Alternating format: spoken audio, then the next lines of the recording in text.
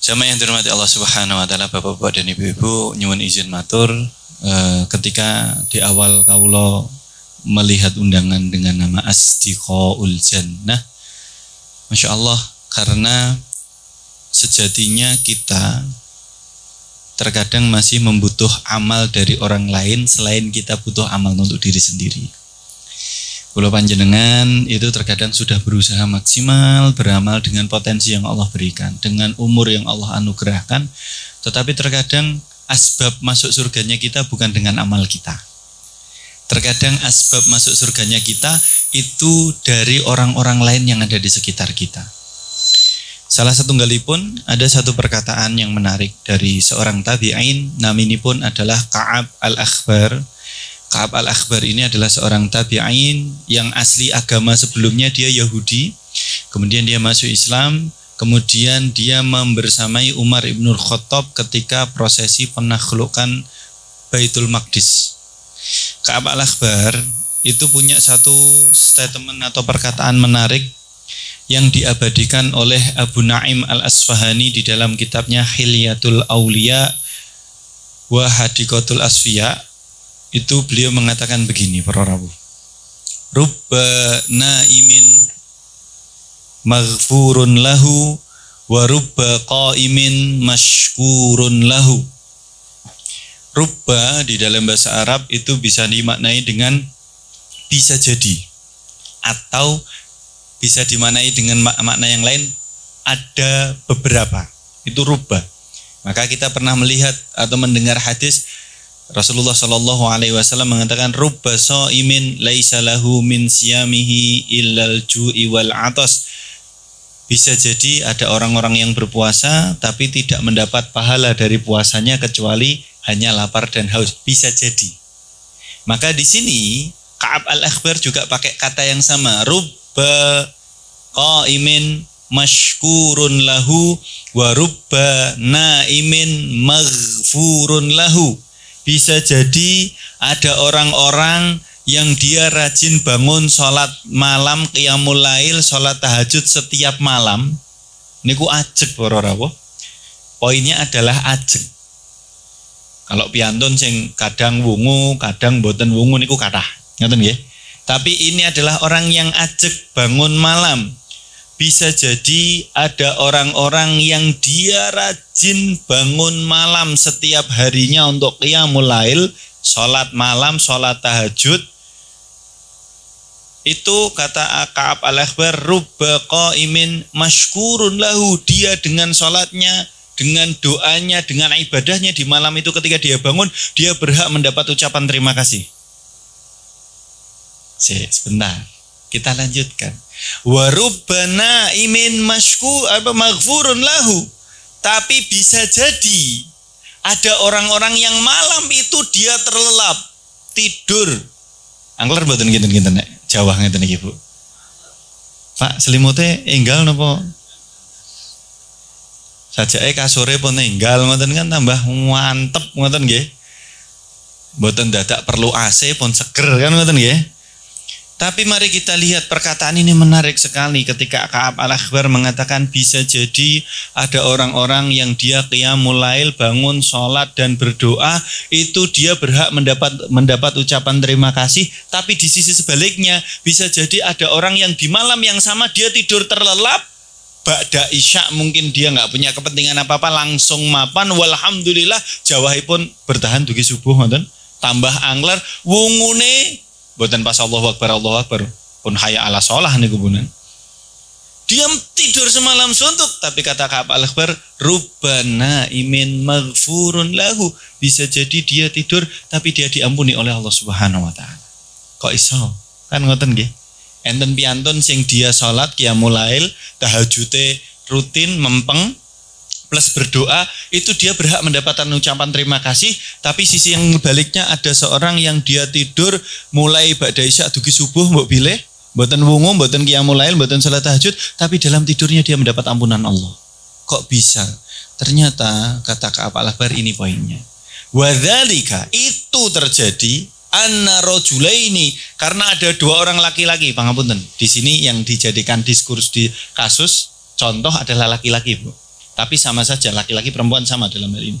Beliau mengatakan wadzalika, bisa jadi hal itu terjadi karena anna rajulaini tahabani fillah, ada dua orang laki-laki yang saling mencintai karena Allah. Faqama rajulun, maka salah satu di antara keduanya dia bangun qiyamul lail. Dia bangun rutin, rajin. Tapi dia berteman dengan saudaranya yang satunya. Ini yang A ini adalah rajin qiyamul lail, dia bangun karena rajinnya, rutinnya. Mohon dicatat nggih, rutin. Karena amalan ingkang paling dipun cintai oleh Allah niku mboten ingkang sekali waktu banyak sesuke bolong, mboten. Leres nggih? Amalan yang paling dicintai Allah itu ahabbul a'mali ilallahi adwamuha wa in qalla. Amalan yang paling dicintai Allah itu yang terus walaupun sithik. Keistiqomahan menika ingkang berat. Maka kalau ada orang bisa terus menjaga amal walaupun kecil ning terus niku langkung dicintai kalih Gusti Allah timbang beduduk langsung akeh ning sesuk bolong. Sami misalke wonten piyantun ingkang infak, dia sekali infak 100.000 ning seminggu sekali, sepekan sekali ning yo 100.000. Wadah niku Masya Allah ngoten nggih. Tapi itu bisa jadi tidak lebih dicintai Allah dibandingkan orang yang setiap subuh dia infak 2.000 ning rutin. Subuh 2.000. Kenapa? Rutinnya ini yang berat. Istiqomah dalam amal ini berat. Kita tarik kembali dalam perkataan ini. Ka'ab al-Akhbar mengatakan ada yang dua orang yang saling mencintai karena Allah, yang satu dia bangun qiyamul lail. Sekedap izin.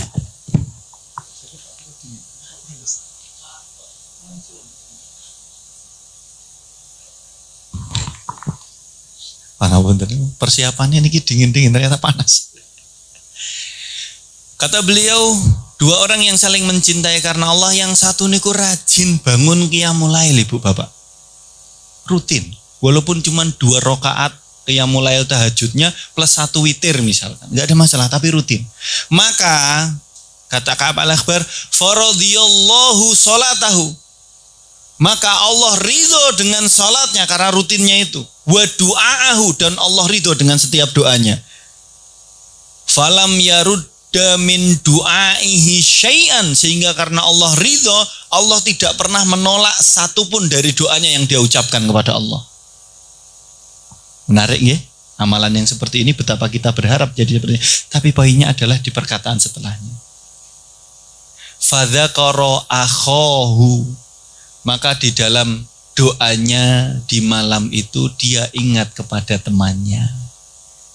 Maka faqala, dia berdoa kepada Allah, Allahumma ighfir li fulan, ya Allah semoga engkau juga ampuni di malam ini untuk saudaraku si fulan. Sing asline dia tidure pules plus ngorok-ngorok, kadang yang nganggo ngiler. Dia tidur yang saudaranya itu tapi didoakan sama yang satunya. Ya Allah, ampuni untuk saudaraku si fulan. Apa kata Ka'ab al-Akhbar di dalam perkataannya? Faghfarallahu lahu bidu'aihi, maka Allah mengampuni si B yang tidur pules niku wau karena doanya si A.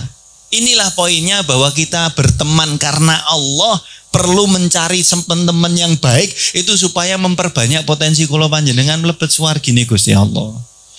Wong sakniki nek badhe jujur-jujuran niku, amal solehipun kula panjenengan niku cucuk napa mboten cucuk? Cucuk mboten? Ibadahe kula panjenengan niku cucuk mboten kalih nikmate Gusti Allah? Nggo jujur. Mboten ditambahi kacang ijo. Entene jujur ketang ireng. Kita ini kalau mau jujur, nilai ibadah pribadi kita seserius apapun, semaksimal apapun dibandingkan dengan nikmati Gusti Allah, itu lebih banyak nikmatnya Gusti Allah. Maka kalau kita bersandar kepada amal kita, belum bisa memasukkan ke dalam surga. Maka Rasulullah SAW mengatakan di dalam hadis yang sahih, tidak ada seorang pun yang masuk surga karena amalnya. Laras nggih? Niki tolong disepakati, ini hadisnya Kanjeng Nabi. Tidak ada satupun orang yang masuk surga semata-mata karena amalnya. Sahabat tanglet. Wala anta ya Rasulullah, termasuk panjenengan wahai Rasulullah. Rasulullah ditangleti ngoten niku, jawabane napa? Wala ana, termasuk aku. Kanjeng Nabi itu mengatakan wala ana, termasuk aku. Bu, mriki kosong, Bu. Mriki kosong. Oh niki nggih kosong niki. Aku lo ajre niki plebele dereng dicopot tok. Kula beto mantuk bareng. Pangapunten, saya tidak terbiasa pakai ini, izin nggih. Enak sebenarnya kayaknya, tapi saya enggak terbiasa. Kaula kembali para rawuh Bapak Ibu yang dirahmati Allah Subhanahu wa taala. Ketika Rasulullah sallallahu alaihi wasallam mengatakan tidak ada seorang pun yang bisa masuk surga karena amalnya, maka para sahabat bertanya, wala anta ya Rasulullah, nopo niku termasuk panjenengan wahai Rasulullah? Maka Rasulullah menjawab, wala ana, termasuk aku, kata Rasulullah.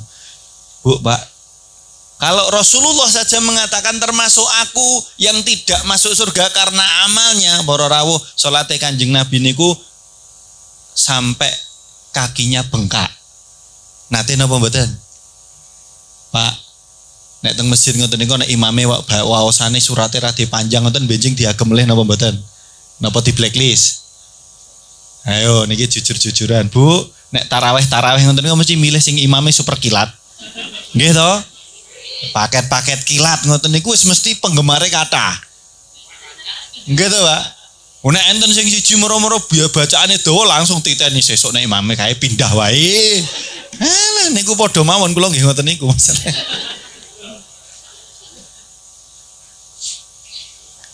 Tapi hari ini Masya Allah para rawuh, hari ini peluang sholat qiyamul lail atau tarawih itu sudah banyak. Di Solo yang tarawihnya setiap malam 1 juz banyak nggih. Setiap malam 1 juz itu banyak. Kayak misalkan kawula 2 Ramadan terakhir ini sering sholat di Masjid Raya Fatimah. Sakila ini pun Singosaren itu matahari. Itu mereka mengadakan qiyamul lail 1 juz setiap malam. Terutama kalau di malam-malam iktikaf itu bisa 2 kali. Nah, kita memang nyari itu supaya apa? Supaya kita memperbanyak potensi amal soleh kita. Tetapi kalau nanti para rawuh, mbok pilih niki bukan, moga-moga bukan bagian dari riak ya, tapi hanya untuk menyemangati kawula dan teman-teman itu nanti ngeluruk tarawih 1 malam khatam. Tenanan nih. Ngeluruk 1 malam khatam. Jadi 1 malam itu 30 juz khatam. Itu di Temboro waktu itu. Sebenarnya sekarang sudah banyak, ada Temboro, ada di Magelang, ada di Sleman gitu. Tapi dulu yang paling masyhur di Temboro, Pondok Al-Fatah Temboro itu, dia tarawih itu 1 malam khatam. 1 malam khatam Bapak Ibu. 21 atau 23? 23 ya berarti ya. 23 rakaat itu khatam. Bukan 23. Sebentar. Setiap 1 rakaatnya itu dibaca 1,5 juz. 2 rakaatnya itu berarti dibaca 3 juz. Setiap 4 juz istirahat. Setiap 4 rakaat istirahat. Berarti setiap 6 juz. Iya betul, 23 rakaat dipakainya. 1 rakaatnya itu kurang lebih, karena 1,5 juz ingkang dipun waos niku kirang langkung 40-an menit lah. Ginten-ginten kemeng napa mboten niku, Pak? Insyaallah kemeng kalih mumet niku nggih. Lah niki masalahipun mireng kados ngoten niku nuwun sewu. Ini memang karena penasaran, tapi kami pengen men-challenge itu menantang diri. Nek Kanjeng Nabi niku salatipun sampai kakinya bengkak, kan begitu kan? Sampai kakinya bengkak. Itu kemudian kita mendatangi itu. Kula kalih renyang-renyang niku rada ngguaya niki, cah nom-nom, futsal terus, bal-balan terus, melayu terus, wetoke kuat kan ngoten niku. Cah 7 niku, Pak. Bu, dugi mriko, mboten enten sing bertahan, gletak kabeh. Nembe pinten, Pak? Paling banyak waktu kita pertama datang itu cuman 8 rakaat setahu saya. Rata-rata 8. Ada 1 orang yang 12 rakaat, yang lain cuman 8. Pun mboten kuat. Tapi di situ kami ditampar, betul-betul non sewu. Di situ kami ditampar betul-betul dengan kejadian, karena apa? Karena ternyata yang paling kuat, yang sholat dari awal rakaat sampai terakhir sebelum subuh itu adalah piantun-piantun sepuh. Ada 1 bapak-bapak yang paling depan, setahu saya waktu itu paling depan, paling kiri itu bapak-bapak, mengapunten, badannya gempal Pak, rada lemo, tapi pendek. Orang kalau gemuk itu kan lebih berat kan, menahan berdiri aja kan berat ngoten. Niki lemo, gempal itu pendek, rambutnya putih, usianya pas kami tanya itu sudah 80 sekian hampir 90. Dari awal ba'da isya sampai sebelum subuh. Betul, bertahan. Maka dari situ kami menampar diri bahwa ternyata sholat itu bukan nek jek nom luwih kuat mboten. Sholat niku adalah karena tekad. Niat dan tekad sudah. Dan kenapa ketika saya tanya, Pak, kenapa bisa bertahan? Kan ngoten nggih. Kenapa bisa bertahan? Ternyata jawabannya satu. Lah kami sudah terbiasa. Ini poinnya. Dia membiasakan hal-hal yang baik, hal-hal yang berat sehingga terasa ringan. Kita dereng nyoba wis mundur. Makanya ya mboten dugi-dugi. Nggih to, Bu? Beijing mulai nek taraweh cari imam yang panjang saja. Untuk di blacklist maksudnya, maniki. Betul. Para rawuh yang dirahmati Allah, mari kami kembalikan. Rasulullah Shallallahu Alaihi Wasallam mengatakan tidak ada seorang pun yang masuk surga karena amalnya. Maka Rasulullah Shallallahu Alaihi Wasallam mengatakan, ditanya para sahabatnya, wala anta ya Rasulullah, apakah termasuk panjenengan wahai Rasulullah? Rasulullah menjawab wala ana, termasuk aku. Illa kecuali an yataghammadani Allah birahmatih, kecuali Allah telah menganugerahiku dengan rahmatnya, Allah telah mengguyuriku, memenuhi hidupku dengan rahmatnya. Artinya para rawuh, kula panjenengan kalau bergantung dengan amal pribadi untuk masuk surga tidak bisa. Pun boten mungkin saged. Amal kita, sholat kita, ngaji kita, puasa kita dibanding nikmate Gusti Allah sebanding boten? Masih kirang kan? Itu untuk membayar nikmat aja tidak bisa gitu. Maka yang kita butuhkan apa? Salah satunya kita meminta rahmatipun Gusti Allah turun ke kita dengan cara memperbanyak teman-teman yang soleh. Asdiqaul jannah, insyaallah. Semoga pertemanan kita lillah, pertemanan yang tanpa tendensi. Para rawuh tolong dicatat betul-betul. Setiap pertemanan yang bertendensi, punya maksud-maksud tertentu, saling mencari keuntungan satu sama lain, itu pada hari kiamat pasti akan jadi musuh. Allah Subhanahu wa taala berfirman, al-akhillau yauma idzin ba'duhum li ba'din aduun. Orang-orang yang berteman, al-akhilla itu dari kata khalilun atau dari kata khallun. Al-akhilla orang-orang yang saling berteman, bersaudara, bekerja sama ya. Niki berteman, bersaudara, bekerja sama di dunia itu ba'duhum li ba'din aduun. Nanti di hadapan Allah bisa jadi satu sama lain saling menjadi musuh, saling menjatuhkan, saling nuntut. Illal muttaqun, kecuali orang-orang yang bertakwa kepada Allah. Artisipun apa? Monggo para rawuh, kalau kita bersaudara, bersaudaralah karena Allah Subhanahu wa taala, mboten bertendensi, tidak punya maksud, kecuali kalau kita bersaudara, kita punya tabungan tanda kutip potensi didongakne mlebet swarga. Sapa ngertos kula kenal panjenengan moro-moro di dalam salah satu salatipun panjenengan eling wae nek sing kae sing udan-udan moro kae didongakne mlebet swarga. Alhamdulillah. Nggih ta? Kemarin kami kedatangan tamu dari Bandung, salah satu ustadz di Bandung, Ustadz Ridho Febri. Baru ketemu Bapak Ibu, baru ketemu, kemudian kita bermuamalah. Dan kenapa akhirnya kita bisa merasa dekat? Karena itu tadi, motivasinya adalah semoga persaudaraan ini mengantarkan kita sampai ke surganya Allah Subhanahu wa taala. Nah, maka niki mugi-mugi Asdiqaul Jannah, majelis taklim ini betul-betul menjadi wasilah kula panjenengan semua dimasukkan Allah ke dalam surganya. Pun nggih cekap nggih.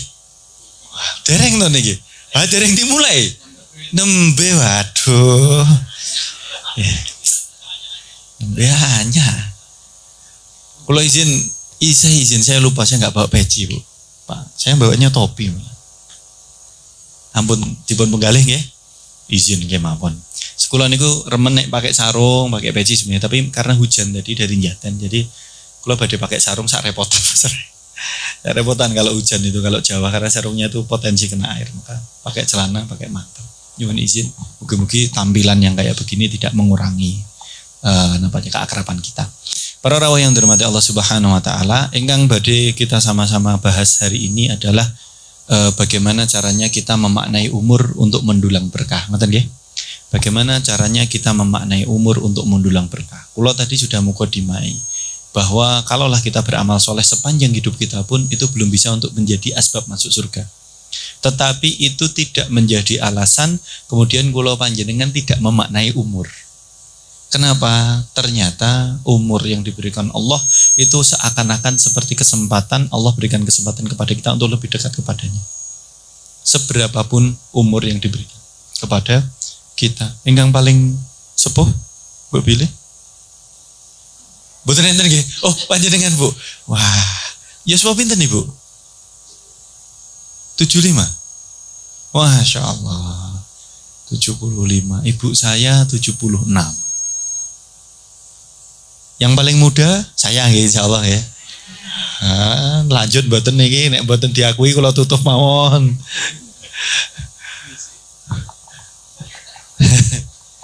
Taib. Mari kita maknai umur kados mekaten. Para rawuh, kita mulai dengan hadis yang pertama. Hadisipun Rasulullah sallallahu alaihi wasallam bersabda, la yazalu qadama 'abdin yaumal qiyamah. Kedua telapak kaki seorang hamba pada hari kiamat nanti. Proses kiamat niki kita tidak usah bercerita gonjang-ganjingnya pun boten bisa dibayangke. Karena seburuk-buruk orang adalah yang mendapati hari kiamat. Ini kita sampaikan. Seburuk-buruk manusia adalah yang mendapati hari kiamat. Kenapa? Karena diantaranya tanda besar dari datangnya kiamat itu adalah ya Mas? Oke, geser. Oke. Kula kinten kula sing digeser nih. Ya Mas ya. Rasulullah SAW mengatakan salah satu tanda besar datangnya kiamat akan ada angin dari arah timur yang itu angin ini dengan lembut mewafatkan seluruh orang yang punya keimanan walaupun hanya sebesar biji dzarrah. Keimanannya tipis sekali tapi iman. Itu nanti sebelum datangnya kiamat kubro, kiamat sing beneran niku, itu Allah sudah wafatkan. Orang yang beriman sudah diwafatkan semua oleh Allah Subhanahu wa taala supaya orang yang beriman ini tidak menjadi seburuk-buruk makhluk. Maka seburuk-buruk makhluk adalah mereka yang mendapati gonjang-ganjingnya hari kiamat. Ngoten nggih? Ini harus kita sepakati. Maka mugi-mugi selama kita masih mengucapkan la ilaha illallah berarti ada iman di dalam hati kita. Tinggal dipelajari dan dimaknai kan ngoten. Taib, kita kembali kepada hadisnya. Rasulullah mengatakan la yazalu qadama 'abdin yaumal qiyamah. Kedua, qadama itu dua kaki. Kedua kaki seorang hamba yaumal qiyamah pada hari kiamat setelah gonjang-ganjing. Niku kan tiupan trompetnya malaikat Israfil dua kali. Leres nggih? Tiupan pertama mewafatkan, menghancurkan seluruh ciptaan Gusti Allah. Betul kan? Tiupan yang kedua menghidupkan orang yang sudah mati untuk kemudian dihadapkan pada pengadilannya Allah. Mahsyar namanya. Berkumpul seluruh makhluk dari mulai Nabi Adam sampai umat terakhir nanti itu dikumpulkan semuanya. Tiupan yang kedua. Maka pangapunten para rawuh Bapak Ibu, kula ndek wingi tahun baru niku ajrih. Lurus niki kula ajrih. Sing bakul trompet kuatah. Kula wedine nek trompete disebul malaikat Israfil melu nyebul. Nggih to? Kowe kok ora mikir ngono. Melu-melu nyebul kan bahaya nih. Wong sing jomblo mikir horong nikah. Sing kagungan putra-putri yo anak kurung lulus sekolah kan ngoten niku pun. Niki gojekan, ngapunten. Gojek tapi gojek yang bermakna gitu. Jangan ikut-ikutan lah. Jangan ikut-ikutan. Ngopo dadak niup-niup trompet. Mboten penting kan? Wow, napa kembang api yang podo terus mundut sak lonjore nggih awis, donasikan ke Palestina saja. Kembang api yang kita sumeteng mriki niku itu tidak indah sekarang. Kenapa? Karena saudara kita di sana sedang dibantai kan, sedang dibunuh. Kembang apinya di sana itu dengan bomnya Israel laknatullah alaih. Kita kembali. Kedua kaki seorang hamba pada hari kiamat ketika setelah dibangkitkan nanti di padang mahsyar niku urutkan niku antri sedanten. Para rawuh ampun dipikir kenapa Rasulullah mengatakan qadama abdin, kedua kakinya tetap di tempatnya. Nyuwun tulung dipun catet. Rasulullah mengatakan yuhsyarun nasu yaumal qiyamati huffatan urratan ghurla. Akan dibangkitkan dan dikumpulkan di padang mahsyar nanti oleh Allah seluruh manusia dalam keadaan huffatan, bertelanjang kaki. Auratan, tidak pakai baju, dan gurla itu yang laki-laki belum berkhitan. Jadi kondisi ketika dibangkitkan niku semuanya bertelanjang badan, terus tidak pakai alas kaki, dan kemudian yang laki-laki belum berkhitan. Ini kita maknai bahwa sejatinya prentelan hiasan gesangipun kula panjenengan teng alam dunya tidak akan pernah kita bawa nanti di pengadilan Allah Subhanahu wa taala. Jabatan, gelar, amanah harta dan status sosial, itu semua hiasan hidup di dunia. Itu akan dihisab. Kalau tidak ditunaikan haknya, jadi pemberat hisab kita di hadapan Allah. Kalau ditunaikan haknya, semoga menjadi jalan masuk surga. Itu juga menjadi penanda mboten sah dindel-delke sing dinduweni teng donya. Leres nggih Bapak Ibu nggih? Kan kita sering dinasihati di dunia jadilah seperti tukang parkir. Gitu. Tukang parkir niku sing dugi motor butut sampai moge diterima. Ning nek dijaluk sing duwe ya mosok tukang parkirnya nahan. Jenengan ndak dudu dheke to. Iya kan? Dudu dheke. Kita ini semua yang kita pakai loh titipan, gitu. Yang kita punya juga kita selalu mengingat supaya kita tidak menggondeli gocek ini kebangetan boten. Maka ketika akhirnya kita menyadari itu semua titipan, ringan kita membantu orang lain, gitu Pak. Gitu Bu. Nek memang enek sing membutuhkan segera lho niki wau lho. Rencang kula padasan pun nggawe status padasan banjir lur lho. Udane terus niku pun mumbul niku banyune. Artinya potensi amal soleh dengan bantu orang lain besar. Tapi itu tidak akan terjadi, nggak akan dilakukan nek kula panjenengan terlalu gondeli apa yang kita punya, gitu. Wong kon niki enten kotak infak muter betul. Betul enten. Walhamdulillah niku. Kula puterke kotak sinten niki. Para rawuh yang dirahmati Allah, kita kembali hadis. Niki ngapunten nggih rada melompat mriki mboten napa nggih. Kula pun melompat saking jaten Mas. HP-nya ini dia. La yazalu qadama 'abdin yaumal qiyamah. Kedua kaki seorang hamba pada hari kiamat tidak akan bergeser dari tempatnya. Kan niku kan mahsyar dikumpulkan menunggu pengadilan ngoten nggih. Itu tidak akan bergeser. Enggak akan melanjutkan fasenya hatta yus'ala an arba'in dalam satu riwayat, atau dalam yang lain khamsin. Tapi yang paling masyhur arba'in. Kedua kaki seorang hamba pada hari kiamat di padang mahsyar tidak akan bergeser dari tempatnya sebelum dia ditanya 4 perkara. Yang pertama yang ditanya dan yang paling utama adalah an umrihi fi ma'afna. Masing-masing kula panjenengan pasti akan ditanya tentang umuripun. An umrihi, tentang umurnya. Fi ma'afna, untuk apa dia pergunakan.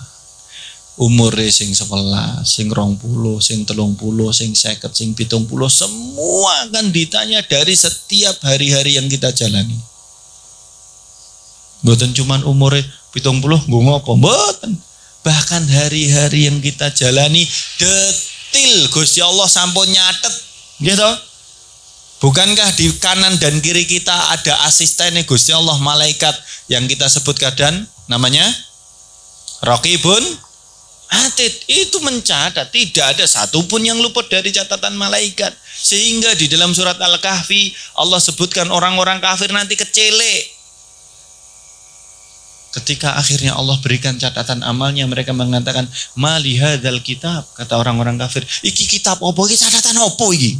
Mereka mengingkari karena takut itu. Mali hadzal kitab bila yughadiru shaghiratan wala kabiratan illa ahsa. Iki catatan opo iki? Kok sing cilik, sing remeh sampai sing gede kabeh dicatat. Artinya dia mengatakan itu karena takut dia. Wis yakin mesti entek urusane, kan ngoten. Tapi kita para rawuh yang dirahmati Allah, sebagai seorang muslim, kita mengimani bahwa umur ini adalah rezeki. Ampun dipun maknai kalau rezeki itu canoman, gitu. Kula panjenengan kadang terjebak. Maknanya rezeki ini Gusti Allah itu hanya uang, saldo rekening, saldo napa Pak? GoPay. Napa Shopee Pay? Ngoten sik nganggo Shopee Pay Later ya. Kok coba dicek keranjangnya, nanti 99 plus itu. Sing dereng dicek out. Para rawuh, kita itu kadang terjebak memaknai rezeki itu hanya sesuatu yang materialistik. Padahal rezeki itu satu, sehat. Betul nggih, Pak? Rezeki itu walaupun nuwun sewu, kerja seharian, hasilnya secukupnya. Saya tidak mengatakan sedikit ya. Sedikit dan banyak itu manusia kok. Tapi Allah selalu memberi kecukupan, kan ngoten. Rezekinya secukupnya, maka kemudian dia ke rumah mendapati anaknya soleh dan soleh. Rezeki mboten? Rezeki. Dia kemudian pulang ke rumah mendapati tetangga-tetangganya adalah orang-orang yang baik. Rezeki mboten? Rezeki. Dia pulang ke rumah kemudian mendapati ada temannya yang WhatsApp ngelek nih. Lek, gue pengajian ning Asdiqaul Jannah. Oh, rezeki itu. Iya betul. Betapa kita butuh orang-orang yang menunjukkan kita kepada kebaikan. Dan kula panjenengan ampun pelit menunjukkan kebaikan.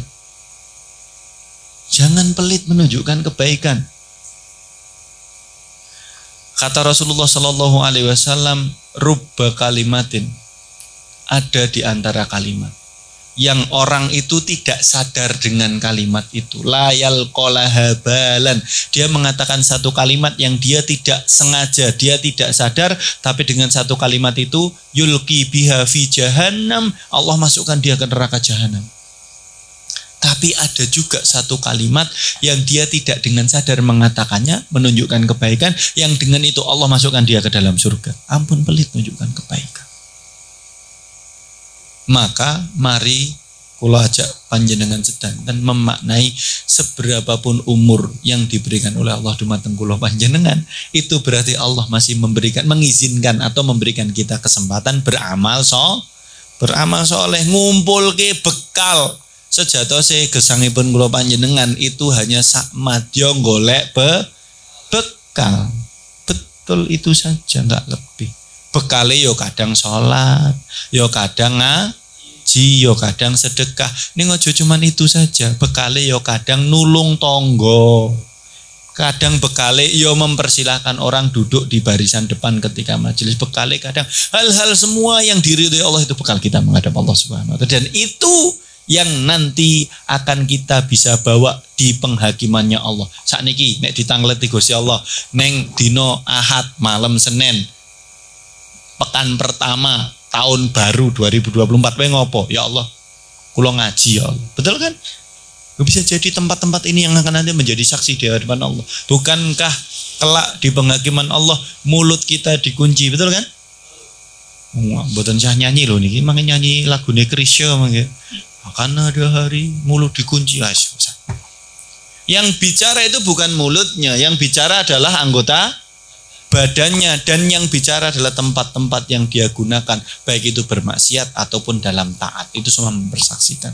Maka di poin pertama tadi, kedua kaki seorang hamba pada hari kiamat tidak akan bergerak atau bergeser dari tempatnya di padang mahsyar. Yang kula panjenengan mengertosi padang mahsyar itu dahsyat, betul nggih? Matahari didekatkan hanya sejengkal saja. Panas mboten Bapak Ibu? Jenengan nek panas-panas golek es teh.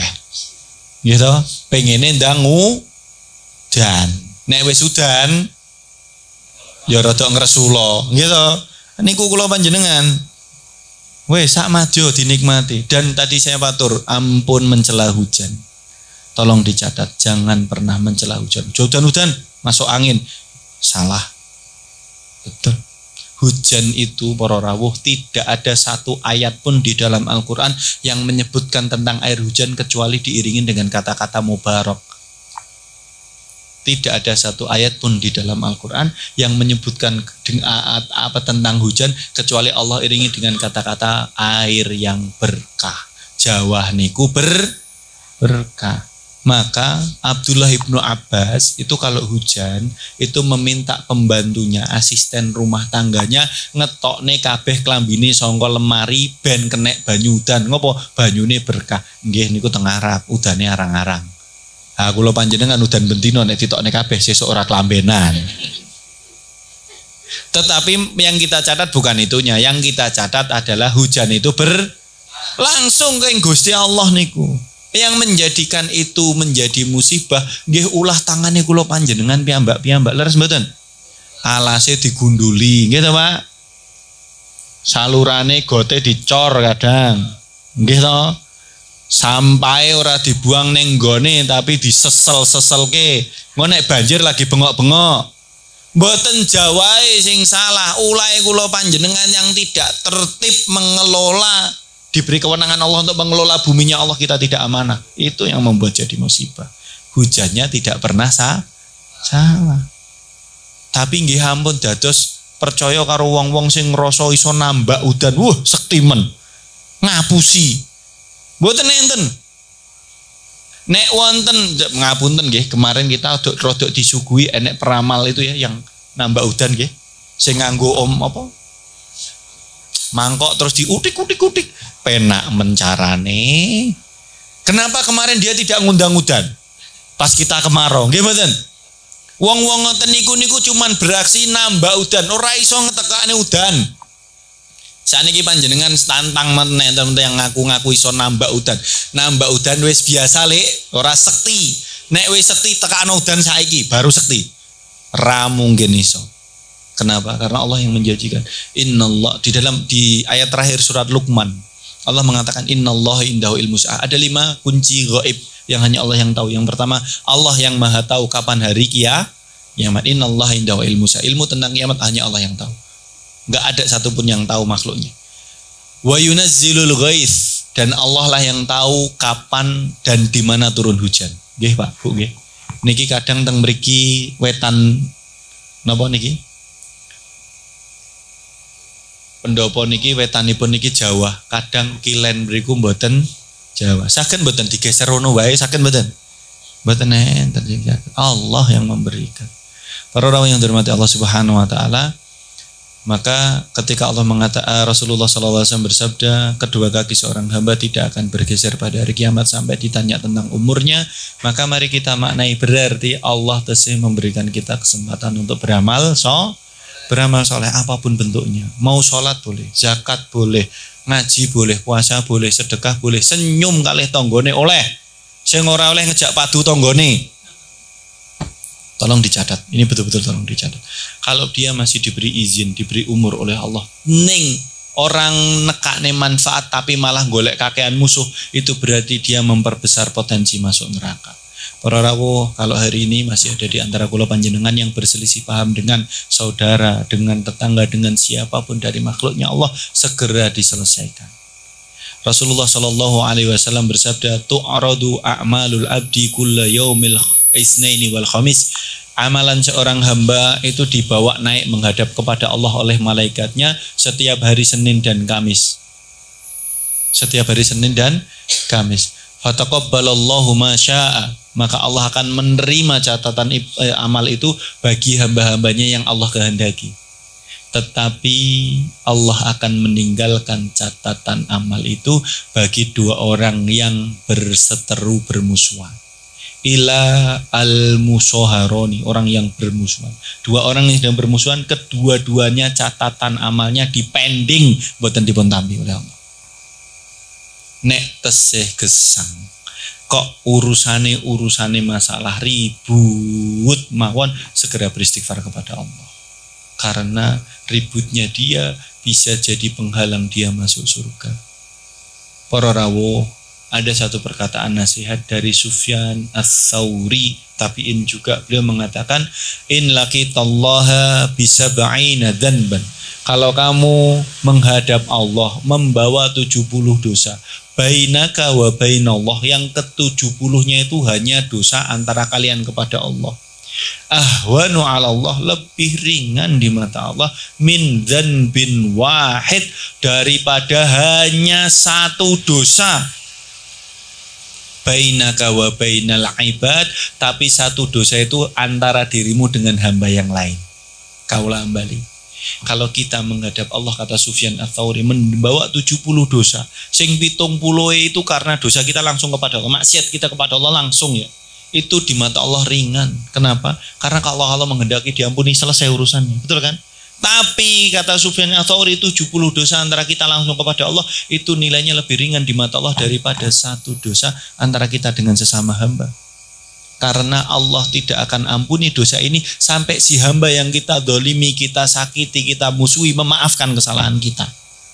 Ayo, ngapa kula panjenengan pengen di pengadilan Allah Subhanahu wa taala wis pede-pede salate didandani, ngajine diakei, sedekahe ya ora kurang-kurang, ning moro-moro ning ngarepe pengadilan Gusti Allah ora ditampa kabeh kuwi gara-gara enek tanggane sing nuntut.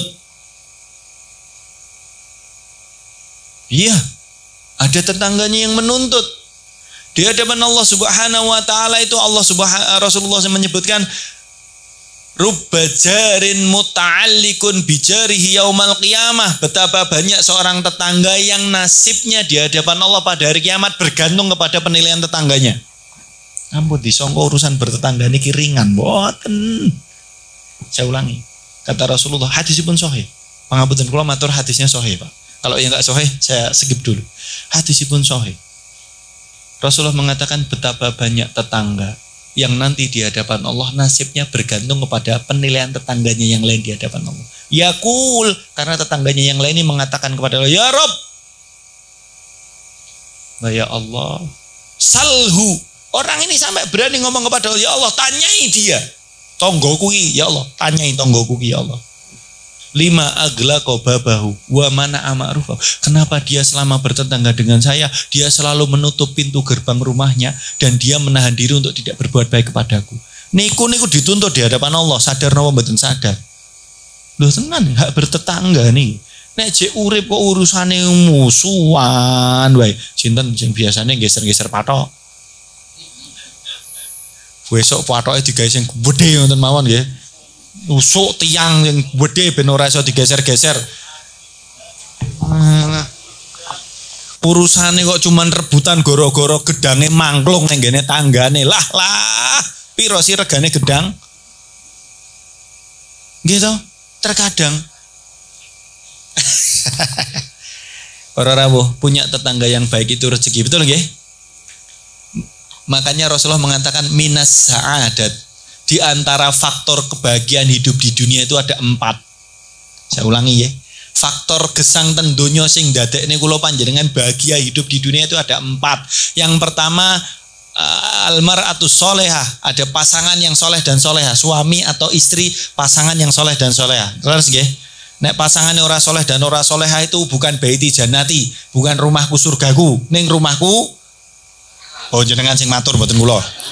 Nek curhat mboten teng mriki. Tak nganggo curhat barang loh nih masalah. Pasangan yang soleh dan soleha itu sebab bahagia nomor 1. Yang kedua almar'atus soleha. Kemudian yang kedua adalah almaskanul wasi, rumah yang lapang. Mboten kudu omboh, mboten kudu gede, rumah yang lapang. Berarti yang membuat lapangnya rumah adalah hati. Panjenengan pinaringan rezeki omahe ukurane 5/5 ning nek disyukuri ditoto kanthi sae lapang mboten? Pasangane soleh, rumahe walaupun 5/5 ning ditoto kanthi harmoni, lapang kan? Tapi panjenengan mau dianugerahi istana ukurane 1000/1000 misalnya, ning nek pasangane ora soleh, isine musuhan wae, kira-kira istana niku ombon apa sempit? Pengen mulih napa pengen minggat? Wah, rodok kan. Bahasanya kok kasar ngoten nggih. Rumah yang lapang itu bagian dari kebahagiaan. Mboten sah meri urusane tanggane, tanggane gawe omah ukuran 10/10 tingkat 5,5 terserah. Gitu. Itu ukurannya yang butuh kita dan Allah selalu memberi yang kita butuh. Pun Allah itu Maha Adil. Rumah yang lapang, pasangan yang soleh dan soleha, rumah yang lapang. Yang ketiga al-jaru soleh. Yang ketiga kata Rasulullah, di antara faktor kebahagiaan hidup di dunia, nek duwe tangga sing soleh. Nek tanggane rese, Tanggane jahat, mesti uripe jenengan mboten tenang. Nggih mboten? Badhe kesah, safar, ngunci omah, lunga ke omah, niku teng perjalanan was-was. Jojo omahku dijebol tanggoku. Oke lah mboten dijebol. Lagi badhe kesah, peleme pas kemampo. Ha niku teng perjalanan mikir jojo dirah tanggoku iku. Mulih-mulih ora kumanan ya Allah. Nggih to? Tangga sing baik itu aljaru soleh, tetangga yang soleh, sebab bahagia niku. Bapak Ibu pangapunten, kula matur. Saya dari 2016 itu tinggal di perumahan di Jateng. Saya mulai pertama golek kontrakan mriki sampai di titik di situ, masuk di komplek kayaknya adem gitu karena banyak pohonnya. Di komplek perumahan saya itu enggak banyak yang ada pohon-pohon besar itu enggak banyak, kecuali di gang kami. Di gang kami setiap depan rumah ada mangga, pohon pelem nih lho Pak, ageng-ageng. Oh kita ini adem gini awan, kan ngoten. Akhirnya kalau ngontrak dari 2016 itu sampai sekarang. Kenapa Pak Bu? Rumah kami nggak besar, rumah kami cukup alhamdulillah. Tetapi yang membuat kami bertahan adalah suasananya. Kulo niku ketika ngontrak itu saya masih status saya relawan. Status saya masih sering pergi ke sana kemari. Istri itu sering saya tinggal sendirian di rumah. Dan kadang saya ajak pergi bahkan. Kulo kali istri itu dari awal datang kami heran. Kulo pindahan itu Pak, bawa mobil itu pindahan. Saya nggak nurunkan satupun barang. Saya ulangi, saya pertama datang rumah niku kulo kontrak hari Rebo. Kemudian kami saya bersihkan dan masukin barang. Jumat kulo nikah kulo ngeni. Iya, saya cuman begitu. Itu kami saya datang itu bawa mobil pickup, nggih. Bekal keng tiang sepuh ya Pak ya. Enten meja kursi, kompor. Itu saya tidak nyentuh satupun barang saya turunkan. Kenapa? Orang yang nggak kenal, saya tetangga baru datang itu langsung dia, wes mas, wes jenengan lenggah. Maksudnya biar wes lenggah, pokoknya lenggah, oke lenggah. Jika teh, niku didokne ditoto. Pertama kesan saya, masya Allah. Tapi ternyata kesan itu berlanjut para rawuh. Rumah kula niku pangapunten, kunci ini niku kula tinggal. Kemanapun saya pergi kunci itu saya tinggal. Dan semua tetangga saya tahu. Niki terus aja terus kowe omahe Ustaz kayak ditinggal kuncine enek. Ayo mungkin enten napa-napa kula anu teng mriki lho. Mboten.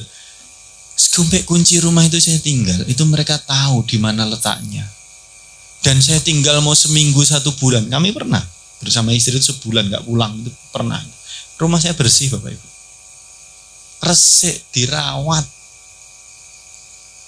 Yang paling baru terakhir kemarin hari Kamis niku kawula enten kegiatan ngaji. Itu dari jam 10 pagi sampai asar sejatose, tapi karena harus nyambut ustadznya itu sampai malam. Lanjut, saya nggak pulang. Niki Jawa toh. Saya pagi sebelum berangkat niku kula jemur. Di rumah kami itu ada slot di samping rumah yang langsung kena matahari. Kula niku jemur 3 baris itu panjang. Kami jemur. Niku kula badhe berangkat niku cuma titip pesen teng tonggo sebelah rumah. Bu pangapunten mungkin nek Jawa nyuwun tulung nggih. Siap. Saya pulang tuh jemuran rapi. Masuk rumah rapi. Betapa kita itu kalau mendapat tetangga yang saya matur ngeten iki bagian dari syukur, betul. Saya bersyukur betul tinggal di situ. Saya matur ngeten iki lho, betapa kita mendapat nikmat rezeki yang bukan berupa harta, kadang rezeki kita adalah tetangga yang soleh. Makanya betul kata pepatah Jawa niku pager mangkok luwih HP timbang renek pagere. Pager tembok. Yo pager tembok yo gede ketok nggih. Maksudipun pager mangkok lebih baik dari pager tembok niku adalah ajakan filosofi Jawa, betul kan? Berbagilah. Karena Rasulullah SAW mengatakan idza tabakhta maraqatan. Nek kue masak-masakan sing berkuah, kata Rasulullah, fa aktsir ma'aha, akeh kuwae. Ben iso aweh-aweh ning tanggane, menjadi sebuah kedoliman nek kula panjenengan muasa ambune breng-brengan tanggane cuman entuk ambune ra entuk wujute. Dosa niku. Nah mulai nek mangan duren meneng-meneng ngoten niku Pak nggih. Nek kulite tok ning arep omah. Betul. Tetapi memang sunnahnya adalah sering berbagi kepada tetangga. Dan ini adalah sebab kebaikan. Baru yang keempat, sebab kebaikan itu ada 4 kata. Sebab kebahagiaan hidup di dunia, pasangan yang soleh dan solehah, rumah yang lapang, tetangga yang baik. Yang keempat adalah kendaraan yang baik. Bukan yang baru, Pak. Kendaraan yang baik, kendaraan sehat. Wes lah duwene cuman astreane bapak sing totoke karo goyang-goyang ngoten niku. Ning sehat, ditingge tindak mriko-mriki niku lancar. Alhamdulillah toh. Daripada sing mobrong pite anyar ning bendino nek di starter mulane dit kredit. Susah. Gitu, Pak. Baik, kita kembali. Para rawuh, maka mari kita maknai umur ini. Kalau judulnya adalah memaknai umur untuk mendulang berkah, mari kita maknai berarti setiap pagi hari ketika Allah bangunkan kita dari tidur kita, maknai saja bahwa Allah masih mengizinkan kita untuk beribadah kepada Allah. Maka kata kuncinya, mari isi umur kita dengan ibadah kepada Allah. Kalaulah nanti di penghakiman Allah kedua kaki kita tidak bergeser sampai ditanya tentang umur, tenang. Untuk apa umurmu kamu pergunakan? Kita bisa jawab, ya Allah, umur kami pergunakan untuk beribadah kepadamu. Dan ibadah tidak hanya sholat, ibadah tidak hanya ngaji. Ibadah itu adalah segala sesuatu yang Allah ridhoi. Ini ibadah. Seorang istri yang menyelesaikan tugas rumah tangga di rumah itu ibadah. Nek niate tenanan, orang nganggo grundel. Seorang suami yang keluar dari rumah untuk mencari nafkah, kadang yo panas, nek awan yo panas, nek udan yo kudanan, itu ibadah. Karena Umar bin Khattab mengatakan, ada di antara dosa, bapak-bapak, ada di antara dosa yang tidak diampuni oleh Allah Subhanahu wa taala kecuali dengan tetesan keringat mencari nafkah yang halal untuk keluarganya. Itu ibadah. Apapun yang kita lakukan selama dalam keridhaan Allah itu ibadah. Maka perbanyak potensi ibadah, kurangi potensi maksiat. Itulah menjaga keberkahan umur. Piantun niku nek kathah nebar manfaat, umure berkah. Betul mboten? Umur yang berkah itu maksudnya terkadang Allah sudah panggil dia. Allah sudah pundut, Allah sudah wafatkan dia, tetapi bekas amalnya masih bertahan. Itu berkahnya umur. Karena kula panjenengan semuanya tidak akan pernah ada yang tahu kapan ajal, betul kan? Niki ngapunten kula mboten meden-medeni. Kan ajal memang rahasia kan, betul. Gak ada yang tahu. Nek enek sing ngerti penak tenan. Seminggu kas kados wong divonis dokter niku lho. Wah, kadang dokter yo meden-medeni ya masalah. Niki sesuai diagnosa penyakit panjenengan kita kira-kira nih hidupnya tinggal sebulan lagi. Udah, kula yakin niku sing divonis niku sesasi ya walaupun nganggo stres, ngibadahe tenanan niku. Gitu. Ibadah tenanan. Kalau kita tahu bahwa sisa umur kita sebentar, saya yakin itu kita akan beramal soleh sebaik-baiknya. Maka monggo kula panjenengan kula ajak, mari kita berintrospeksi niku ningali piantun-piantun sing salat kalih ngibadah teng griya sakit niku lho Pak Bu. Masjid-masjid rumah sakit itu kalau salat saya yakin salatnya paling khusyuk, dungane paling Masya Allah. Gitu. Karena kita butuh sama Allah. Maka sama, mari kita maknai umur kita dengan maksimal nyuwun beribadah kepada Allah Subhanahu wa taala. Semoga dengan itu Allah ridho. Bukankah yang kita cari adalah keridhaan Allah? Maka kalau apa nilainya? Maka di awal tadi kula matur hadis. Rasulullah mengatakan khairun nas, sebaik-baikin manusia adalah man tala umruhu, sing umure panjang, wa hasuna amaluhu, ning amale apik. Itu sebaik-baik manusia. Tapi sebaliknya, seburuk-buruk manusia itu mantola umruhu, seburuk-buruk manusia sing umure panjang, wasa'a amaluhu, ning amale Allah. Berarti kan kuncinya di kita, betul kan? Dan termasuk satu di antara 3 golongan yang dilaknat Allah pada hari kiamat. Saya hafalnya 2, yang satu lagi saya lupa. Yang pertama adalah seorang miskin yang sombong. Wes miskin sombong. Saya arti sombong kayak apa nih kan, ngoten nggih? Ada seorang miskin yang sombong dilaknat sama Allah. Wes diuji miskin dadak sombong. Tapi ada yang kedua. Apa yang kedua? Ini yang rodok kita perlu introspeksi. Yang kedua adalah seorang tua yang berzina. Kenapa dilaknat Allah? Wes tua. Orang malah nyedak ning Gusti Allah, malah maksiat. Kan sanjange nek umure wis 50 niku parikane seneng ketonan. Nggih ta, Bu? Leres mboten, Pak? 50 niku seneng ketonan, seneng pakai peci. Ada 2, ya mungkin rambutnya sudah rontok. Atau yang kedua, seneng ketonan itu kudune umur 50 itu lebih nyedak dumateng Allah, seneng neng masjid. Yo kuwi 50 seneng ketonan. Tapi kadang kita lupa. Pengennya itu ya muda foya-foya, tua kaya raya, mati HP nak menuripe. Ya ini goleki pena. Orang ngerti nek kadang golek duit jungkir wale kan ngoten niku. Mboten. Artosipun pangapunten para rawuh kula matur, mari kita maneh umur apapun lah, seberapapun umur isi saja dengan ibadah. Nek jek nom ibadah luwih maksimal alhamdulillah. Maka para rawuh sebenarnya diingatkan itu inamal imanu fi syabab. Keimanan yang paling besar, paling utama itu ketika masih muda. Kenapa? Kabeh ibadah kuat dilakoni. Nek rukuk ya rukuke jejeg kok. Gitu Pak Bu. Nek pun sepuh niku rukuke boyoke teng wingking napa teng ngarep? Wirik sih boyo. Sampai nggih Pak nggih. Rodok kalih meleot-meleot ngoten nggih. Kapunten, kadang nek pun yuswane diberi rezeki Allah itu kadang ngadeki nggih pun mboten jejeg. Tapi kuncinya di pemaknaan, ngaten nggih? Pemaknaan. Berapapun Allah berikan usia kita, semoga usia yang berkah, usia yang bisa kita manfaat untuk beribadah kepada Allah Subhanahu wa taala. Maka mari kita waspada bahwa setiap yang kita lakukan dihisab oleh Allah. Mugi-mugi menika menjadi peringatan saya dan panjenengan bisa mendulang berkah dari umur yang Allah berikan kepada kita. Berapapun umur, nggak ada yang tahu, tapi yang kita harapkan maksimal. Ngaten nggih? Dan terakhir kami betul-betul berharap mugi-mugi majelis taklim Asdiqaul Jannah betul-betul menjadi majelis yang kita bersaudara di dunia, berkumpul untuk kebaikan di dunia. Mugi-mugi kelak kita sempat bercengkrama di surganya Allah Subhanahu wa taala. Mekaten ingkang kawula aturaken wonten kelentah-kelentunipun kula nyuwun pangapunten, saya kembalikan kepada pembawa acara. Assalamualaikum warahmatullahi wabarakatuh. Terima kasih Ustadz Rafiq Jauhari. Cukup seru dan alhamdulillah beberapa poin insya Allah mudah-mudahan ada yang mencatat dan mudah-mudahan kita bisa praktekkan di rumah.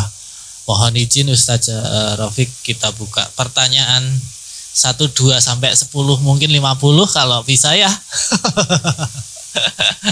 Monggo Bapak Ibu kalau ada pertanyaan yang mau ditanyakan kepada Ustaz Rafiq perihal topik yang sudah disampaikan ataupun di luar topik, dipersilahkan. Monggo Bapak ada?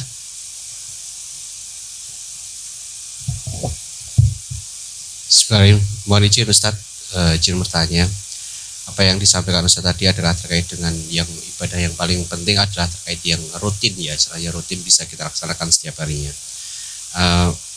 Menurut Ustaz, sekiranya apa sih amalan atau ibadah yang sebenarnya mudah kita laksanakan dan itu bisa kita menambah, selain menambah pahala kita atau menambah kita bisa masuk ke surganya Allah nantinya.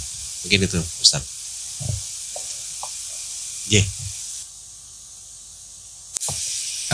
Tadi kan Ustadz bilang kalau ibadah atau suatu amalan itu adalah yang penting adalah rutin ya Ustadz. Nah menurut Ustadz kira-kira apa sih ibadah atau amalan yang sebenarnya mudah bisa kita laksanakan tiap hari, rutin setiap hari, yang bisa menambah amalan kita, bisa menambah amalan kita untuk bisa masuk surga. Kadang-kadang kita kan berat ya, nah, padahal sebenarnya itu sesuatu hal yang mudah semua bisa kita laksanakan tiap hari. Mungkin itu dulu Ustaz. Terima kasih. Assalamualaikum warahmatullahi wabarakatuh. Taib, jazakallah khair. Izinkan kami menjawab. Bismillah. Para ulama bersepakat untuk mengatakan, mengambil istilah tentang istiqomah, yaitu dengan mengatakan al-istiqomatu afdalu min alfil karomah. Istiqomah itu lebih utama dari 1000 karomah. Atau ada perkataan yang kedua, al-istiqomatu afdalu min alfil karomah. Yang kedua saya lupa tapi maknanya hampir sama. Istiqomah itu lebih besar dari karomah. Karomah itu karena muncul sesaat-sesaat saja. Di saat-saat yang memang dibutuhkan tapi dia tidak sengaja, itu karomah. Tapi istiqomah kenapa lebih afdal? Karena istiqomah itu betul-betul suatu yang berat sejatinya, tetapi kalau itu terjadi nilainya tidak terhingga di mata Allah Subhanahu wa taala. Sehingga Allah Subhanahu wa taala mengingatkan kula panjenengan di dalam surat Fussilat, Allah mengatakan a'udzubillahi minasyaitonirrajim. Innal ladzina qalu rabbunallahu tsumma istaqamu. Mereka yaitu orang-orang yang mereka mengatakan Rabb kami adalah Allah, Summastaqamu, kemudian mereka beristiqomah dengan pengakuan itu. Bapak Ibu, nek cuman ngaku Rob kita Allah niku saged mboten? Nek cuman kula panjenengan ngaku Rob Gusti Allah, Gusti ini kula panjenengan niku Allah Subhanahu wa taala, kita beribadah hanya kepada Allah, saged mboten? Yang diminta kepada kita bukan ngaku tok, ning mengamalkan pengakuan, betul mboten? Nek wonten piyantun ngaku muslim ning ora salat dianggap muslim mboten? Mboten. Kados kula ngaku kula wong paling sugih sak donya, iso mboten? Ngaku tok. Tapi kan kalau pengakuan ini tidak kami buktikan, itu kan berarti pengakuan kosong, leres nggih? Maka Allah mengingatkan kula panjenengan untuk urusan keimanan tidak boleh hanya ngaku. Innalladzina qalu rabbunallah, orang-orang yang mengatakan Rabb kami, Tuhan kami adalah Allah, tsumastaqamu, kata-katanya. Kemudian dia beristiqomah dengan pengakuan itu. Artinya apa? Dia amalkan konsekuensi keimanannya. Nek ngaku iman ya kudu salat, nek ngaku iman ya kudu ibadah yang lain. Itu dia amalkan betul dengan istiqomah niku Pak. Sepanjang hidup, karena kita mengaku iman, kita terus ibadah sepanjang hidup, maka Allah Subhanahu wa taala mengatakan tatanazzalu alaihimul malaikah, malaikat akan turun menaungi dia dengan mengatakan alla takhafu wa la tahzanu, kamu enggak usah takut, kamu enggak usah sedih, sing nanggung uripmu Gusti ngoten maksudnya. Nah, kalau pertanyaannya terus amalan apa yang bisa kita lakukan dengan istiqomah walaupun itu kecil? Ternyata kalau jawabannya adalah semua potensi amal para orang. Kenapa semua potensi amal? Karena Imam Malik itu punya kaidah. Imam Malik bin Anas punya kaidah. Innallaha qasamal a'mal kama qasamal arzak. Allah itu bagi amal bagi masing-masing kula panjenengan sebagaimana Allah bagi rezeki. Kula tanglet, rezeki niku sami napa mboten? Mboten. Pekerjaanipun sami napa mboten? Enten sing dados tani, enten sing dados guru, enten sing sadean. Itulah rezeki itu datang dari mana-mana. Sama Allah membagi amal sebagaimana membagi rezeki. Maksudnya apa? Orang kata Imam Malik, ruba rajulin yuftahu fis shalah wala yuftahu fis siyam. Ada orang yang Allah buka baginya pintu amal dari jalan sholat, tapi dia nek kon poso abot. Enten mboten? Ada. Waru barojulin yuftahu lahu fis shaumi wala yuftahu lahu fis shadaqah. Ada laki-laki lain yang Allah buka pintu amalnya dari puasa tapi tidak dibuka dari sedekah. Ada kan? Rajin sholat, rajin poso, ning qadarullah dia kalau disuruh sedekah berat. Kenapa? Gak anak yang dinggo sedekah. Karena cuma cukup untuk, betul kan? Berarti potensi amalnya tidak dari sedekah. Tapi kata Rasulullah, kata Imam Malik bin Anas, dilanjutkan, warubba rajulin yuftahu lahu fis shadaqah ma la yuftahu lahu fis shalah. Tapi bisa jadi juga Allah buka bagi dia keran amal dari sedekah, tapi dia tidak dibukakan amal dari sholat. Maksudnya nopo? Wong sing sugih niku kadang jalan ngamale yo sedekah sing oke. Nek kon qiyamul lail dia males, dia abot, tapi fardune kudu dilaksanani. Artinya kalau pertanyaannya amal apa yang bisa dilakukan dengan istiqomah dan itu sederhana, seluruh potensi amal. Nek kula panjenengan sedang Allah buka, kula panjenengan misalnya senengi sholat, ya udah sholat. Ini sudah sholat. Karena kadang yaitu tadi ada orang yang sholatnya kuat, ning posone ora ngangkat. Ada orang yang posone daute rutin, gitu Bu. Tapi nek dikon qiyamul lail yo kadang abot. Itu rezeki. Konsepnya sebagaimana Allah bagi rezeki beda-beda, porsinya sama, amal itu juga beda-beda. Maka kenali saja. Kenali saja kula panjenengan itu kasih potensi amal di mana, tapi ada tapinya. Kalau kula boleh matur, jangan pernah meremehkan amal soleh sekecil apapun. Kata Rasulullah, la tahqiranna minal ma'rufi syai'an. Jangan meremehkan kebaikan apapun itu bentuknya sekecil apapun. Kata Rasulullah, walau antal akhaka biwajhin talqin, walaupun hanya dengan menampakkan wajah bahagia berseri-seri ketika bertemu dengan tetangganya. Jadi nek ketemu tanggane aja merengut. Kuwi ramal soleh niku jenenge ngejak musuhan gitu, Pak. Coba kalau kita nuwun sewu nggih Bapak Ibu. Kula panjenengan itu kadang kita punya banyak masalah kan, betul ya? Kadang kita punya banyak masalah, lagi ra karo-karuan ning pikiran. Niku nek moro-moro medal saking dalem terus tanggane mesem, "Assalamualaikum," senyum. Anyep banget. Anyep. Bisa jadi senyum dan salamnya saudara kita kepada kita banyak masalah, itu menjadi sebuah secercah harap, loh ternyata kita nggak sendirian, betul kan? Enek sing nyapa kita, itu loh. Jangan meremehkan potensi amal soleh sekecil apapun, walaupun menampakkan wajah berseri-seri, wajah yang senang ketika bertemu dengan temannya. Ada yang kedua yang ingin saya sampaikan, di antara kalau mungkin boleh menika para rawuh sejatosnya kula panjenengan setiap pagi itu diancam dengan doanya malaikat. Saya senang mengatakan ini. Betul. Setiap pagi kula panjenengan, setiap subuh sebenarnya. Setiap subuh kula panjenengan diancam dengan doanya malaikat. Pangapunten, doa yang mengancam, betul. Karena malaikat berdoa kepada Allah setiap subuh. Allahumma timun fikon khalafan, Allahumma timumsikan talafan. Ya Allah, setiap subuh malaikat berdoa, ya Allah berikan ganti yang lebih baik orang-orang yang mau berinfak. Tapi sama di waktu itu malaikat juga berdoa, ya Allah berikan kerugian bagi orang-orang yang tidak mau berinfak. Subuh sadar mboten sadar kula panjenengan iku diancam dengan doa malaikat. Maksud kula nek kita berinfak kita didoakan kebaikan, nek kita enggak berinfak diancam dengan doa ini. Maka nek panjenengan di hari itu kena musibah, eling-eling nek mau wis infak apa urung. Maka seringkali kita mendengar seruan infak subuh, betul nggih? Itu bukan tanpa alasan, karena ada doa malaikat. Doanya sahih. Hadisnya Bukhari Muslim itu. Maka mari kalau boleh ngaturakan satu contoh, mari lazimi infak subuh. Terserah di mana, di lembaga mana, di masjid mana, terserah. Infak subuh. Kenapa? Ya itu ada doa malaikat ini tadi.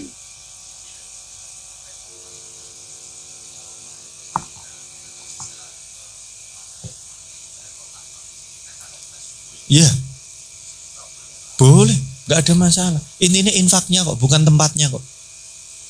Makanya kadang di rumah-rumah kita monggo siapakan kotak piyambak. Pakai toples boleh, pakai niku ada snack niku disolasi dibolongi ya oleh. Nggak ada masalah. Artinya apa? Komitmennya yang dibutuhkan itu bahwa kita berinfak subuh. Badai pasti ndak teng masjid subuhan boleh. Nggih toh? Dimanapun yang penting komitmen infak subuhnya. Nuwun sewu, saya tidak ngujuki harus ke sana, enggak, bukan itunya, tetapi kesadaran beramalnya sehingga kula aturaken panjenengan.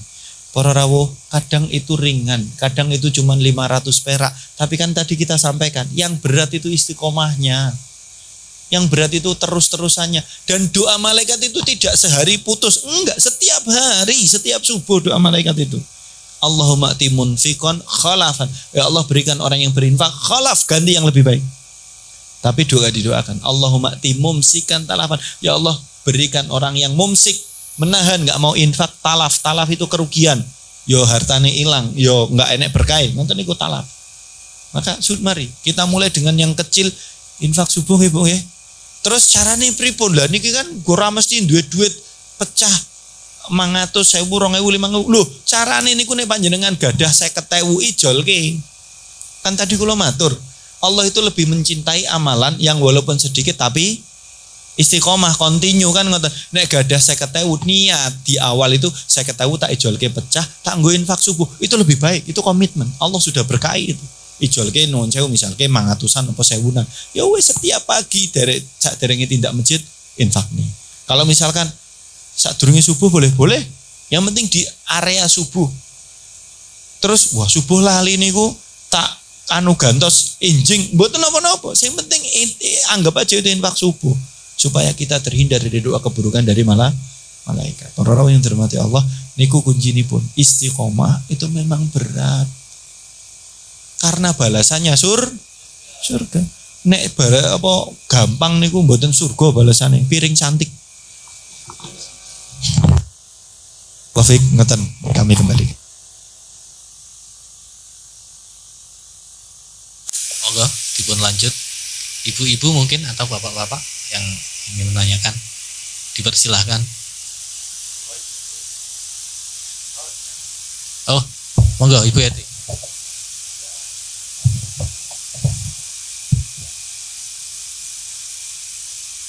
Assalamualaikum warahmatullahi wabarakatuh.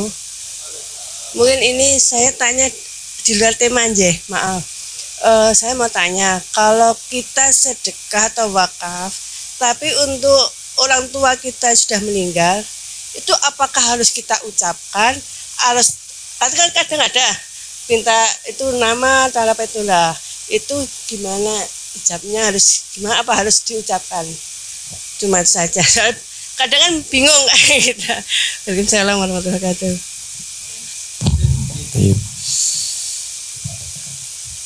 Bismillah. Masya Allah pertanyaannya pun gih.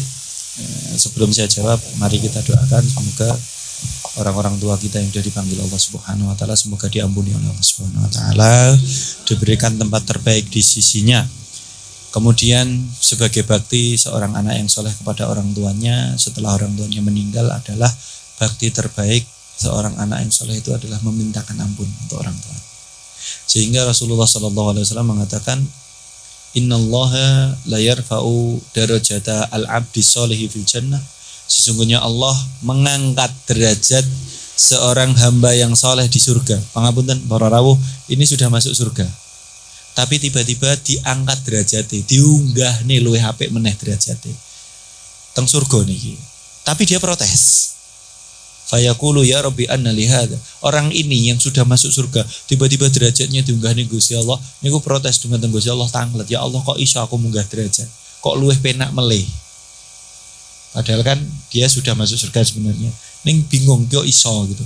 Maka Allah Subhanahu wa taala menjawab di dalam hadis ini, kata Rasulullah, Allah menjawab, istighfari waladika, kamu bisa naik derajat di surga walaupun sudah masuk surga, tapi ditambah apik nggone luwih dhuwur derajate itu krono istighfare anakmu kanggo awakmu, karena permohonan ampun anakmu untuk dirimu. Artinya bakti terbaik seorang anak kepada orang tua kalau sudah meninggal memohonkan ampun kepada Allah untuk dosa kedua orang tuanya. Tapi saya sebelum masuk ke beliau saya ingin menyampaikan, para rawuh, saking dahsyatnya urusan berbakti kepada kedua orang tua, Allah nyebatakan wonten surat Luqman, menyitir wasiat Luqman kepada anaknya.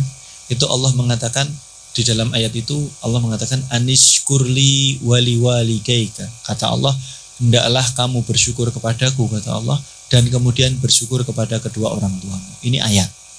Allah menyandingkan syukur kepada orang tua bersanding tepat dengan bersyukur kepada Allah. Wawu di situ adalah wawu atof para ulama. Itu urusannya sebanding, tapi urutannya setelahnya, tapi nilainya sebanding. Artinya apa?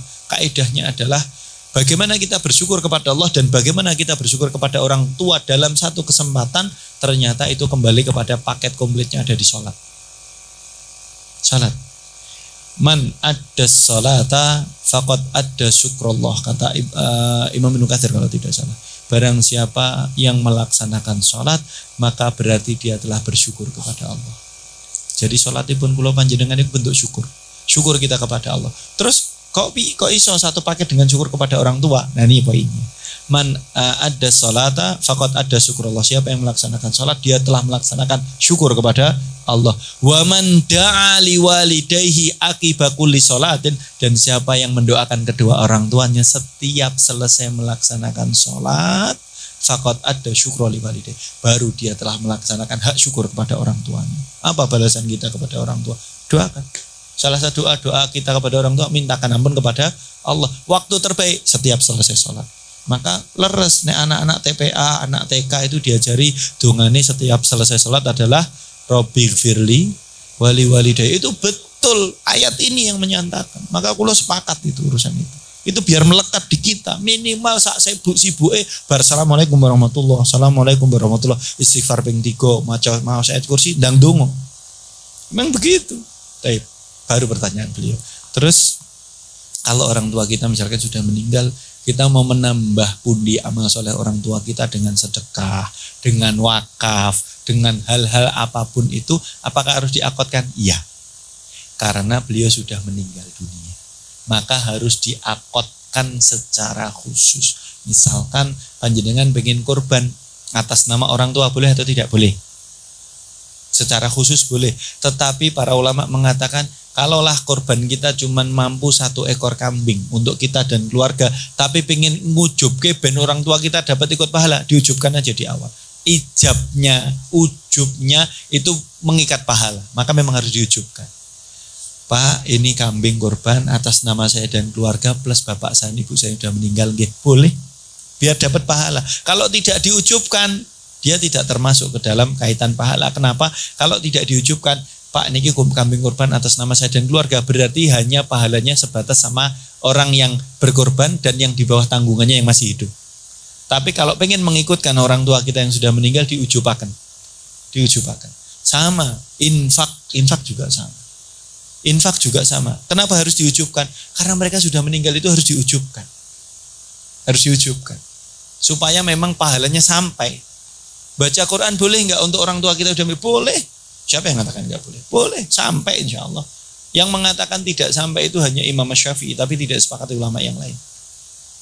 Sampai loh bacaan Quran. Jadi dengan maus Quran sebelum baca, ya Allah, saya baca Quran, pahalanya untuk saya dan juga untuk orang tua saya yang sudah meninggal, sampai. Nah, kenapa ujub harus spesifik? Yaitu tadi, biar pahalanya spesifik. Spesifik. Dan monggo bakti kita kepada orang tua kita lanjutkan walaupun sudah meninggal. Misalkan kita bisa amal soleh, amal-amal jariah, monggo. Itu adalah bentuk bakti kita. Maka kadang seringkali kalau ada orang yang saya mungkin tidak akan umroh, itu umroh keduanya adalah badal untuk orang tuanya sudah meninggal. Alhamdulillah. Terus hadiah pahala. Bukankah hadiah terbaik dari anak soleh adalah pahala untuk orang tuanya? Wallahu a'lam bishawab. Katakan gitu ya. Barakallahu fiik. Baik, terima kasih Ustaz Rafiq. Selanjutnya kami beri kesempatan satu pertanyaan lagi sebelum kita akhiri. Monggo Ibu. Ada mic di situ, mohon dibantu.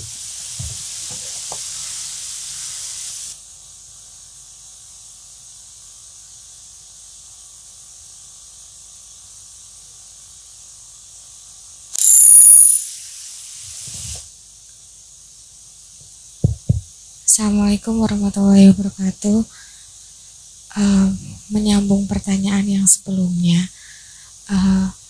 untuk saat ini alhamdulillah anak kami itu kan sekolah di Min 2 kelas khusus yang tahfiz Quran gitu. Alhamdulillah juga anak kami itu sudah hafal yang juz 30, sekarang masuk juz 29. Okay. Bagaimana kita sebagai orang tua itu bisa tetap menjaga hafalannya, terus juga memperlancar ke depannya, karena kan kebetulan nih yang di kelas sekarang baru kelas 3 cuman kan kemarin kayak anaknya tuh sempat yang waktu di Almuk itu dia stagnan di sekitar berapa bulan gitu kan. Saya tuh udah maksudnya kayak sholat selalu berdoa gitu kan. Tapi kan kok kayaknya nggak maju-maju, karena kan mungkin memang agak susah gitu nggih. Akhirnya saya mencoba untuk sedekah itu tadi, dan memang saya bilang bahwa ini untuk anak saya gitu. Saya minta tolong didoakan supaya segera selesai surat Al-Mulknya, semoga dilancarkan dia dalam menghafal berikutnya. Nah, alhamdulillah juga setelah itu tuh beneran selesai gitu surat Al-Mulknya.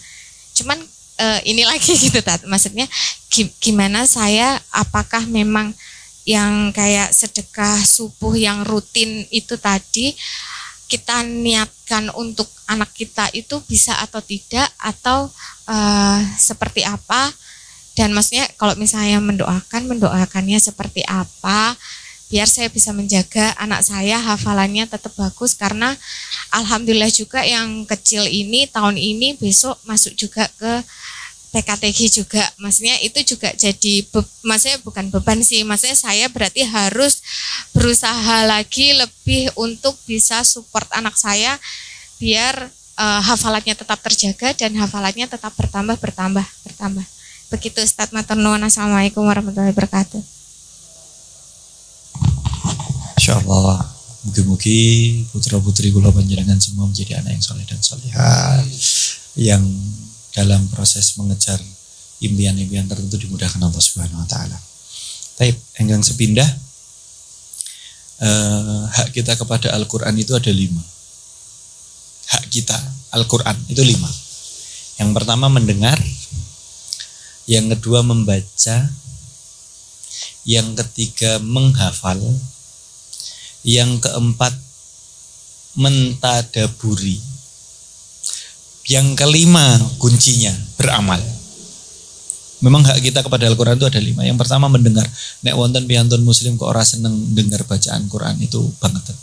Cuman sayangnya kula panjenengan itu mendengar bacaan murotal itu cuma di 2 kesempatan. Satu saat durungi sholat Jumat, yang kedua nenek kematian. Lagi dielek ini, betul nggih? Padahal sejatinya tidak. Kita mendengar itu ya itu bagian dari merawat keimanan. Yang kedua membaca insya Allah sampun nggih. Sing dereng monggo belajar. Tidak ada kata terlambat untuk belajar membaca Al-Quran. Itu adalah pedoman hidup kita, cahaya pada hari kiamat.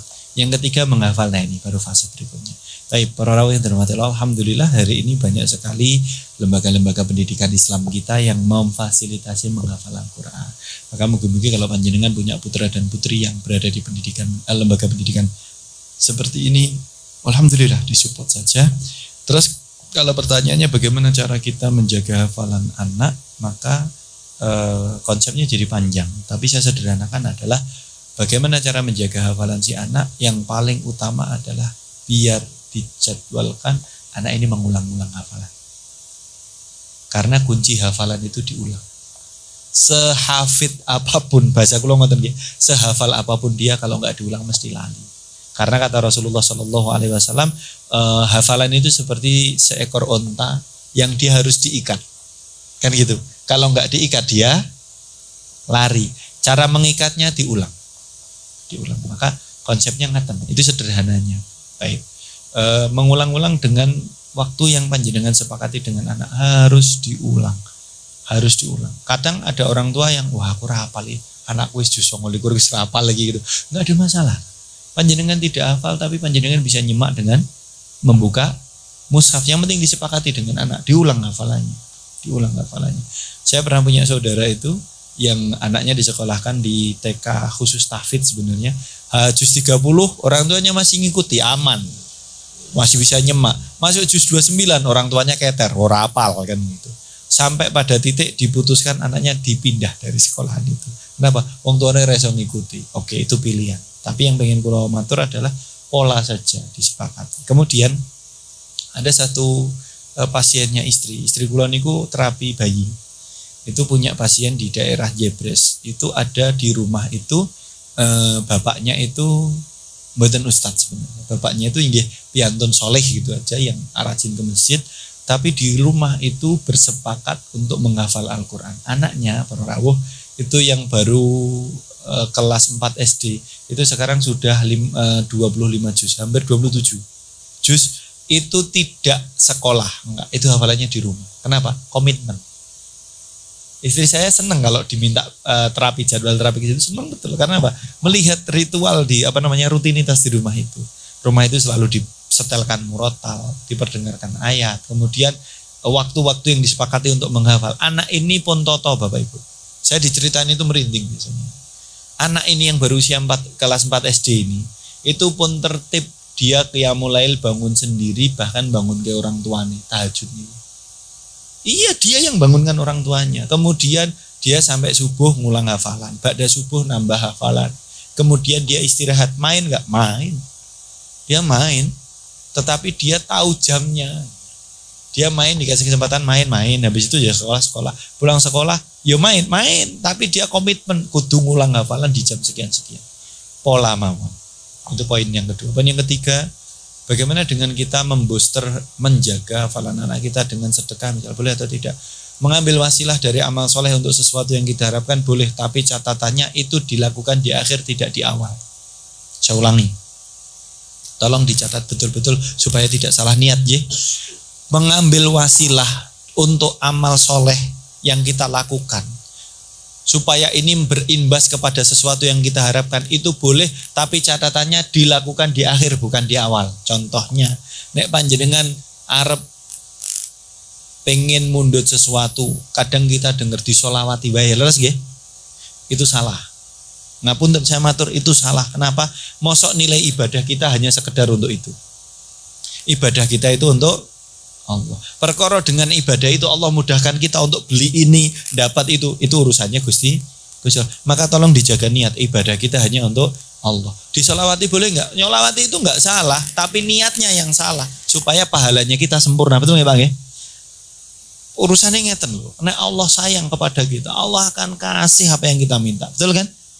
Karena Allah sudah jamin apa yang kita butuh, tapi Allah tidak jamin apa yang kita minta. Nek Allah sayang, dia jadi apa yang kita minta dikabulkan oleh oleh Allah. Jadi nek ibadah apapun untuk Allah, jangan untuk sesuatu duniawi. Remeh. Ya. Bapak Ibu ampun kesupen. Kalau kita sering baca doa sabu jagat, betul ya? Rabbana atina fid dunya hasanah wa fil akhirati hasanah wa qina adzabannar. Itu surat Al-Baqarah ayat 120 kalau itu. Jangan salah, ayat sebelumnya Allah mencela.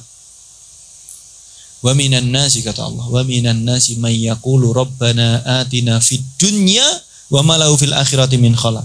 Di antara manusia itu ada yang berdoa, ya Allah berikan kami rezeki di dunia atas amal ibadah kami, wa ma lahu fil akhirati min khalaq. Di akhirat dia sudah tidak dapat pahala apa-apa. Nek semua ibadah kita dibalas Allah di dunia, nanti di hadapan Allah di akhirat kita sudah enggak dapat pahala. Maka kalaulah ibadah kita tidak dibalas dengan sesuatu yang bernilai materi duniawi, ampun khawatir Allah masih menyimpan pahala di akhirat. Jadi ampun semua ibadah kita pengennya nggen gue untuk dunia. Salah. Ibadah itu untuk Allah. Untuk Allah akhirat. Terus bagaimana kalau kita meniatkan dengan sedekah itu supaya nanti bisa untuk menjaga hafalan anak? Boleh, tapi di akhir. Bersedekah saja, berbuat baik saja. Setelah itu baru berdoa, ya Allah, hari ini saya sudah berinfak, hari ini saya sudah berbuat baik, semoga Engkau jaga hafalan anak. Jadi dilakukannya di akhir, supaya nggak salah niat. Maka ini boleh, tapi nggak di awal, karena kita itu yang kita butuhkan ikhlas. Betul nggih Bapak Ibu nggih? Hanya untuk Allah, jangan mendua. Kalaulah dengan sholat duha, termasuk sholat duha itu salah konsep. Kalau sholat duha ben lancar rezeki, saya sering sampaikan, salah.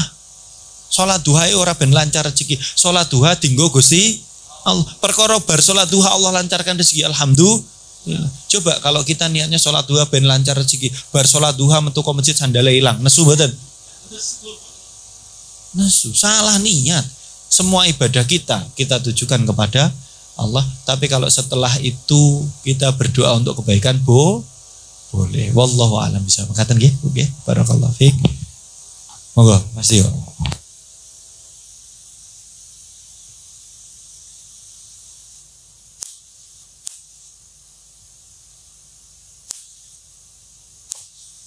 Alhamdulillah, terima kasih Ustaz Taufik atas kajian dari topik yang kita buka dari tadi sampai jam 10. Mungkin kalau mau dipanjangkan sebenarnya oke-oke saja ya Ustaz Taufik ya. Cuman ya dingin ini lama-lama merasuk ke hati ya. Iya, alhamdulillah, terima kasih Ustaz Taufik sekali lagi. Dan jamaah sekalian, kajian malam ini sudah ditutup oleh Ustaz Rafiq, dan dari pertanyaan-pertanyaan yang sudah disampaikan mudah-mudahan menjadi pencerahan dan menjadi pembuka jalan kita untuk membuka amal dari mulai beranjak dari pendopo ini sampai besok kelak bisa dipraktekkan di rumah. Atas segala kekurangan dari kami, atas sambutan kami yang mungkin kurang, kami mohon maaf. Sekali lagi kami ucapkan terima kasih atas kedatangannya. Semoga majelis ini selalu membawa barokah untuk semua orang, seperti nama majelis kita Astiqaul Jannah. Semoga kita juga nantinya bertemu di jannahnya Allah Subhanahu wa taala. Atas segala semangat, niat kita, antusias kita untuk selalu silaturahmi di minggu pertama, dan insya Allah kita ketemu lagi di minggu ketiga. Amin amin ya rabbal alamin. Akhirul salam, saya selaku pembawa acara mohon maaf jika ada sesuatu yang kurang layak saya sampaikan.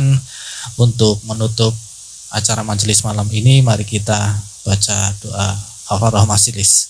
Subhanakallahu wa bihamdika asyhadu an la ilaha illa anta astaghfiruka wa atubu ilaik. Terima kasih. Wassalamualaikum warahmatullahi wabarakatuh.